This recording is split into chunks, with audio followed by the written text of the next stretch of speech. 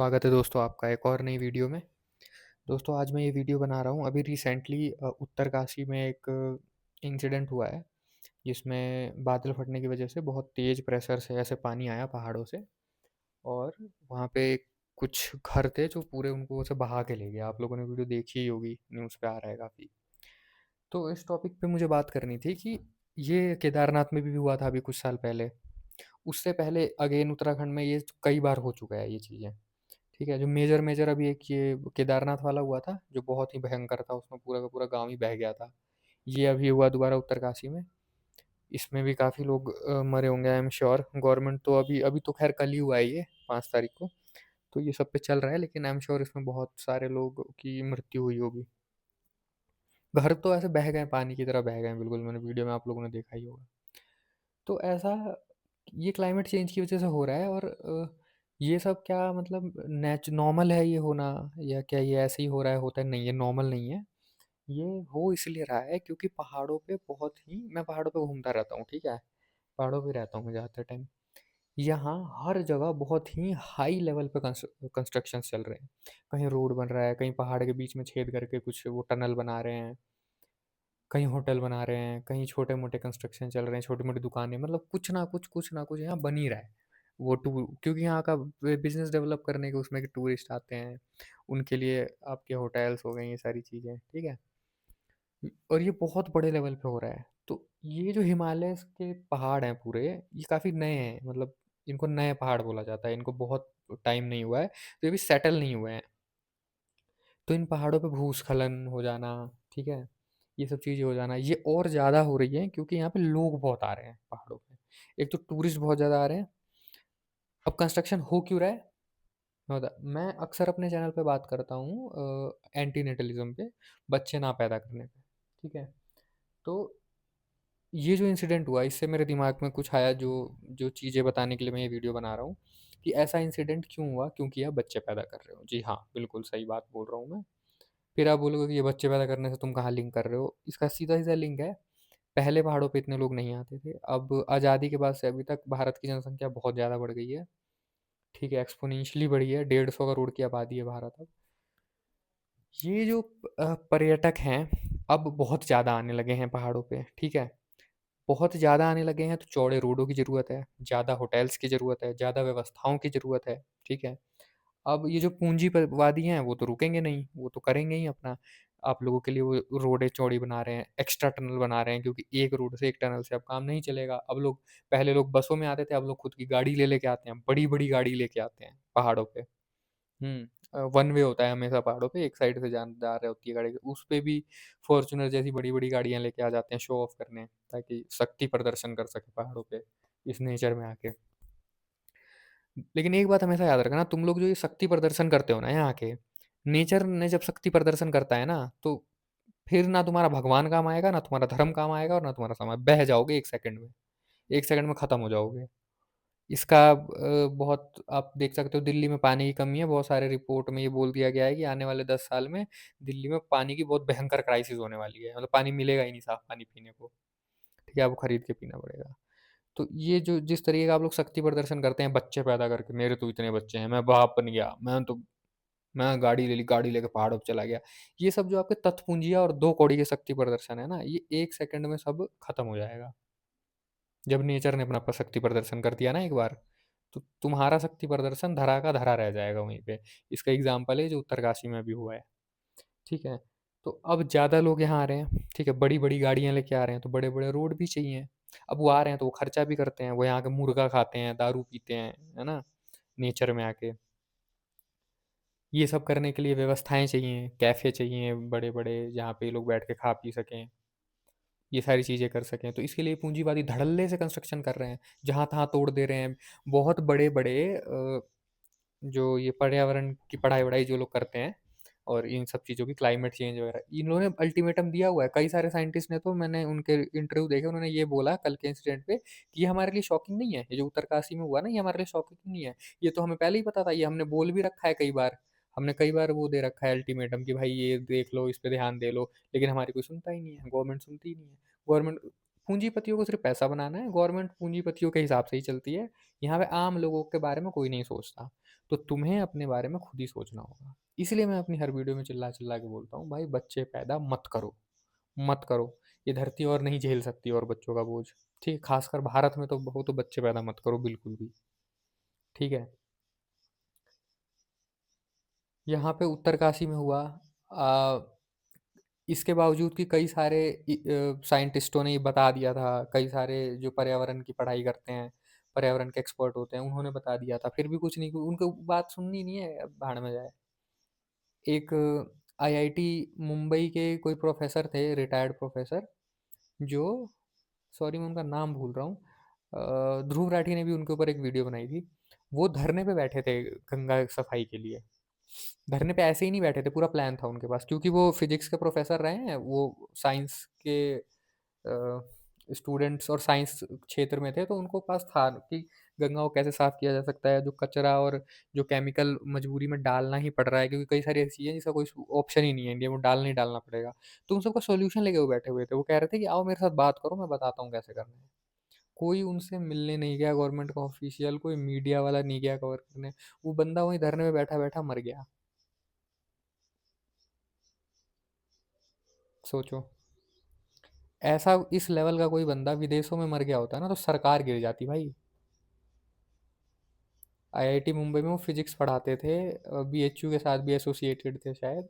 वो बंदा गंगा की सफाई के लिए धरने पे बैठा, बूढ़े थे, रिटायर्ड थे, बैठे रहे, कोई गवर्नमेंट का एक ऑफिशियल उनसे मिलने नहीं गया, ना उत्तर प्रदेश सरकार का कोई गया, ना केंद्र सरकार का कोई गया।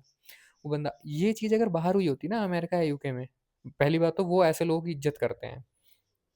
वो मतलब चाय वाला और ये वड़ा पाव वाला, इन सब की वहाँ इतनी इज्जत नहीं होती, वहाँ पे ज्ञान की इज्जत होती है, विचारों की इज्जत होती है। हमारे देश में उल्टा होता है। तो ऐसा कोई व्यक्ति अमेरिका या यूरोप में मर गया होता ना, तो भाई ट्रस्ट मी अगले ही दिन सरकार गिर जाती। अगले दिन, एक एक दिन भी सरवाइव नहीं कर पाती सरकार। यहाँ आप लोगों को शायद ये न्यूज़ पता भी नहीं होगी जो मैं बता रहा हूँ, क्योंकि कोई दिखाई इसको जरूरी ही नहीं समझते। किसी चाय वाले को, किसी वड़ा पाव वाले को ये सब ज़्यादा ज़रूरी है न्यूज़ वालों के लिए। मंदिर मस्जिद, धर्म के झगड़े, ये सब ज़्यादा ज़रूरी है। नदियों की सफाई, भूस्खलन रोकना, आपदा से बचाना, भूखमरी से बचाना, हेल्थ सिस्टम, ये सब कंसर्न है ही नहीं हमारे देश के लिए भाई। तो ऐसे देश में अगर आप बच्चे पैदा कर रहे हो तो आप गलती कर रहे हो, गलती भी नहीं कर रहे हो, आप पाप कर रहे हो। वो बच्चा जो आएगा इतनी सारी चीज़ें झेलेगा अपनी लाइफ में। मैं तुम्हें एक और चीज़ बताता हूँ, ये शायद मैंने अपनी किसी दूसरी वीडियो में भी बोला हुआ है। मैंने एक बार ना मेरी साइकिल चोरी हो गई थी, गुड़गांव में, हरियाणा के गुड़गांव में। किसी पार्किंग से चोरी हुई थी, मतलब किसी कंपनी की पार्किंग में वो साइकिल खड़ी थी। वो कौन सी कंपनी थी मुझे याद नहीं है, बट किसी कारण से वहाँ साइकिल खड़ी हुई थी पार्किंग में, संरक्षण में। ठीक है, वो साइकिल चोरी हो गई। फिर मैंने उस कंपनी से बात की कि भाई आपकी पार्किंग से कैसे चोरी हो गई यार, आपने तो सिक्योरिटी गार्ड सब कुछ बैठा रखा है, सीसीटीवी, सीसीटीवी में साफ साफ, सीसीटीवी निकलवाया मैंने, उसमें साफ साफ दिख रहा था कि एक बंदा ताला तोड़ रहा है और साइकिल का वो चलाते हुए फिर निकल भाग गया। तो मैंने उससे पूछा कि यार ये तो फिर आप लोगों की रिस्पॉन्सिबिलिटी है। तो कह रहे नहीं नहीं हम कुछ नहीं कर सकते इसमें। मैंने कहा तो फिर आपने गार्ड क्यों बैठा रखा है यहाँ, या पार्किंग क्यों लिख रखा है, पार्किंग की फैसिलिटी दे रखी है, इसका क्या मतलब है। कह रहे तो हम क्या ही कर सकते हैं अब। फिर मैं कहा चलो ठीक है। फिर वो सीसीटीवी, मैंने बोला एटलीस्ट सीसीटीवी दे दो मुझे, तो उन्होंने मेरे फ़ोन में ट्रांसफ़र कर दी। फिर वो सीसीटीवी लिख के लेके मैं गुड़गांव के उद्योग विहार के एक पुलिस स्टेशन में गया रिपोर्ट लिखवाने। उस पुलिस वाले ने मेरे को बोला एक प्लेन पेपर दिया, प्लेन पेपर, और इस पर लिख के दे दे अपनी कंप्लेन। मैंने उसको अपनी कंप्लेन लिख के दे दी। फिर वो कह रहा है मेरे से कि ठीक है जाओ देखते हैं। मैंने बोला सर देखो मुझे तो ये बात पता है कि आप साइकिल ढूंढने नहीं जाओगे यहाँ से। मैं यहाँ रिपोर्ट लिखवाने इसलिए आया हूँ क्योंकि आप एक बार मेरे साथ चलो, उस कंपनी में जो भी वहाँ का मैनेजमेंट है उनसे बोलो, अगर वहाँ से साइकिल चोरी हुई है तो उनकी रिस्पॉन्सिबिलिटी, उनको कंपनसेशन देना पड़ेगा या मेरे साइकिल का प्राइस देना पड़ेगा, क्योंकि मैंने तो उन पर ट्रस्ट करके खड़ा किया था ना उनके पार्किंग में। तो कह रहा है अभी तो मैं बिजी हूँ, चलो कल देखता हूँ, कल बात करता हूँ। ठीक है, मेरा मैंने उसका नंबर ले लिया। उसने मेरी रिपोर्ट तो लिखी नहीं, वो प्लेन पेपर में लिख के उसने डाल दिया। फिर मैंने उसको एक दिन बाद अगले दिन फ़ोन किया कि अरे यार अभी तो मैं यहाँ आया हूँ, मैं बताता हूँ। ऐसे मैंने उसको 4-5 बार फ़ोन किया तो इरिटेट हो गया। मेरे को कहने लगा कि तेरी साइकिल ढूंढने के लिए बैठे हुए हैं हम यहाँ, और काम नहीं है क्या, यहाँ बहुत काम होते हैं।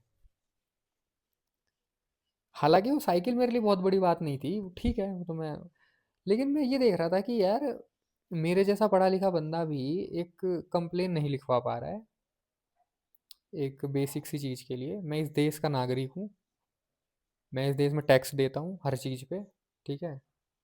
इनकम पे भी टैक्स देता हूँ, जो चीज़ें खरीदता हूँ उस पे भी टैक्स देता हूँ, सब कुछ करता हूँ। और मुझे एक बेसिक सी फैसिलिटी भी नहीं दे पा रही है गवर्नमेंट। मेरा कुछ एसेट चोरी हो गया तो उसका रिपोर्ट तक नहीं लिख पा रही। और मैं तो ये भी नहीं कह रहा कि चलो तुम ढूँढ के दो जो कि तुम्हारा काम है। मैं तो बस ये बोल रहा हूँ कि एक बार आप आके कंपनी में बोल दोगे, थोड़ा वज़न पड़ेगा। कंपनी वाले भी थोड़ा डरेंगे कि अरे पुलिस वाले आके बोल रहे हैं तो चलो। तो कुछ तो वो एक्शन लेंगे, कंपनी का मैनेजमेंट या कंपनी का एचआर डिपार्टमेंट कुछ मुझे कंपनसेशन देगा। 12-13 हज़ार की साइकिल थी तो कम से कम 5-6 हज़ार तो देंगे एटलीस्ट, है ना? तो वो कंपनी में आने को राज़ी नहीं है वो बंदा, पता नहीं क्यों, क्या डर है उसको, क्या है, क्या नहीं है। तो ऐसे देश में, समझ रहे हो, जहाँ तुम बेसिक सी चीज़ के लिए भी तुम्हें फैसिलिटी नहीं मिल रही है, सब कुछ करने के बावजूद भी रोड टूटे पड़े हैं। गुड़गांव एक शहर है हरियाणा में, दिल्ली एनसीआर में आता है। वहाँ बारिश हो जाती है ना थोड़ी बहुत भी, 10-15 में, वहाँ पे ना घुटने घुटने तक पानी भर जाता है। वहाँ ऐसी ऐसी कंपनियां हैं जहाँ पे लोग जॉब कर रहे हैं जिनका पैकेज लाखों करोड़ों का पैकेज है। सोचो वो कितना हैवी टैक्स देते हैं गवर्नमेंट को। जिनका 40-50 लाख का पैकेज है वो कितना हैवी टैक्स दे रहे हैं गवर्नमेंट को हर साल। वहाँ पे ऐसे लोग काम कर रहे हैं और उस पानी में वैसे ही जाते हैं वो। कहीं वही गाड़ी बंद हो जाती है तो फिर वो टो कराना पड़ता है। बाइक और स्कूटी वालों का तो वहाँ पे बहुत हाल बुरा है भाई। मतलब बारिश के टाइम में तो वहाँ पे ऐसा बोला जाता है कि बाइक स्कूटी से मत जाओ, फंस गए तो प्रॉब्लम हो जाएगी। तो ये हाल है वहाँ का, जो सबसे ज़्यादा टैक्स पे कर रहे हैं गुड़गांव में। जो लोग गुड़गांव से मेरी वीडियो देख रहे होंगे ना उन्हें पता है, यू ब्लॉक है वहाँ पे एक। यू ब्लॉक में पता होगा तुम्हें, वहाँ पे, वहाँ पता है 17-17 18-18 हज़ार रुपये में तुम्हें एक छोटा सा कमरा मिलता है रहने के लिए, जिसमें सिंगल बेड डालते ही भर जाता है ऐसा कमरा। 17 हज़ार रुपये में, सोचो, मंथली रेंट है वहाँ का। वहाँ अगर बारिश हो गई ना तो तुम रूम से बाहर नहीं निकल सकते। रूम से बाहर निकलते ही रोड पे पूरा पानी बह रहा होगा, नाले की तरह, नदी की तरह। ऐसे देश में अगर आप बच्चे पैदा कर रहे हैं, ठीक है, टायर 2 से आप गुड़गाँव में आप आपके बच्चे जॉब कर रहे हैं, यहाँ पे वो किस परिस्थितियों में रहते हैं, आप शायद नहीं जानते होंगे अगर आप गाँव में रह रहे हैं, तो मैं रहा हूँ इस जगहों पे, मैं जानता हूँ। यहाँ कैसी तकलीफ़ें होती हैं, बच्चे क्यों दारू पीने लग जाते हैं, सिगरेट पीने लग जाते हैं, उनकी मेंटल हेल्थ का क्या हालत हो जाता है, ठीक है? फिर मतलब बहुत वल्नरेबल लाइफ़ है यार, ये दुनिया ही घटिया है। यहाँ पे आप बच्चे पैदा करके गलती कर रहे हो, ठीक है? ये उत्तरकाशी में जो हुआ, जिस पे हमने ये वीडियो जिस पे मैं बना रहा हूँ, जिस पे शुरू किया मैंने बनाना, ये इसी का रिज़ल्ट है। अब बच्चे पैदा करे जा रहे हो, करे जा रहे हो, आपके बच्चे फालतू के एम्बिशन लेके शहरों में आते हैं, जो कि रियलिटी से उनको पता नहीं होती, रियलिटी कुछ और होती है। फिर वो यहाँ वो आते हैं, फिर ट्रिप करने जाते हैं, फिर ये सब फालतू का पचड़ा चल रहा है, ठीक है? अब मैं अपने टॉपिक पे आता हूँ वापस ही। उत्तरकाशी में और जो पहाड़ों में जो हो रहा है पर्यटक स्थलों में, इस सैटरडे संडे को ये जितने कॉरपोरेट के कीड़े मकोड़े होते हैं, ये सब उठ के आ जाते हैं, ठीक है, 2 दिन के लिए। ये 2 दिन के लिए आते हैं और आने के बाद ये क्या करते हैं, यहाँ जाते हैं, दारू पीते हैं और शोर मचाते हैं, बिल्कुल नेचर को बिल्कुल ख़राब सा कर देते हैं वहाँ पे। जो यहाँ पे लॉन्ग स्टे करने वाले लोग हैं ना, जैसे मैं हूँ, तो हम जैसे लोग जो होते हैं ना, वो सैटरडे संडे को घर में ही रहते हैं, हम कहीं नहीं जाते बाहर। हम सोचते हैं एक बार इन इन फालतू के बंदों को, टूरिस्टों को यहाँ से चले जाने तो फिर निकलेंगे। जो वीकेंड पे घूमते हैं एकदम शांति से नेचर में। तो ये लोग यहाँ आते हैं, बड़ी बड़ी गाड़ी लेके आते हैं, पैकेज लेके आते हैं, बड़े बड़े टूरिस्ट पैकेज जो होते हैं। इनके लिए बहुत सारी चीज़ें बनाई जाती हैं क्योंकि इनको चलने में दिक्कत होती है, तो ज़िप लाइन और पता नहीं क्या-क्या चीज़ें, ये पहाड़ों पे कंस्ट्रक्शन ही कंस्ट्रक्शन चलता रहता है। तो इतनी छेड़-छाड़ अगर पहाड़ों के साथ लोग करेंगे, तो क्या होगा? यही होगा जो उत्तरकाशी में हुआ, जो केदारनाथ में हुआ था कुछ साल पहले। कितने लोग मर गए, मारे गए। तो आपको ना ये चीज़ समझने की ज़रूरत है कि बच्चों की और ज़रूरत नहीं है यार। आप अपनी जो लाइफ़ है ना, कोशिश करो कि उसको आप थोड़ी अच्छी बनाओ। आप कंसंट्रेशन अपनी लाइफ़ में दो। आपकी खुद की लाइफ़ इतनी घटिया है और आप एक और बच्चे को पैदा कर दे रहे हो और फिर और घटिया बना दे रहे हो लाइफ़ को, क्या मतलब है? आपके पास खुद खाने-पहनने को ढंग की चीज़ें नहीं है, सो आप मेहनत इतना कर रहे हो कि आपके पास रेस्ट करने का टाइम नहीं है। आप एक बच्चा भी ले आ रहे हो, कैसे?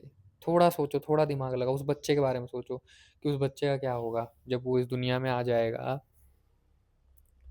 आपको मेहनत करते हुए दिखेगा, फिर वो टेंशन में रहेगा कि अरे यार मेरे पापा कितना मेहनत कर रहे हैं, क्या करूँ मैं? फिर वो भी कहीं जाके कुछ-कुछ करेगा, वो भी परेशान रहेगा, क्या फ़ायदा? इससे अच्छा है कि जो बच्चे पैदा करने में जो आप पैसे, एनर्जी लगा रहे हो, उस पैसे और एनर्जी को अपने ऊपर लगाओ, अपने आप को बेहतर बनाओ, अच्छी जगह रहो, अच्छा खाना खाओ, अच्छे लोगों के बीच में रहो, आपकी लाइफ़ बहुत अच्छी होगी, बहुत बढ़िया तरीके से आप जिएँगे। जो दुःख है आपकी लाइफ़ में, दुःख भी कम होगा, दुःख तो होगा ही क्योंकि जीवन है तो दुःख रहेगा, वो ख़त्म नहीं हो सकता।